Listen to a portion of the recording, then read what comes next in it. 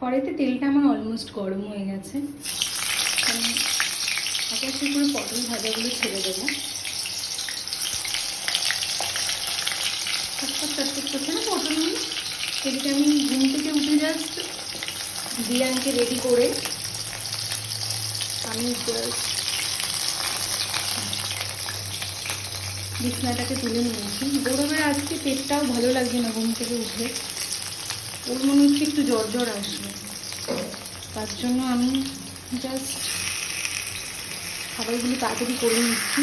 করার পর আমি পুজোটা দেবো, পুজোটা দিয়ে তারপরে আমরা খাবো। খুব তাড়াতাড়ি এবার আমি খাবারগুলো বসিয়েছি রান্না, সকালে উঠেই আগে এটা করেছি। আর এইদিকে আমি কিছু সেদ্ধ বসিয়েছিলাম। আমার আবার সেদ্ধও খেতে খুব ভালো লাগে, তো একটা কাটি কচু, একটু গাজর, একটু টমেটো, একটু আলু সেদ্ধ বসিয়েছি।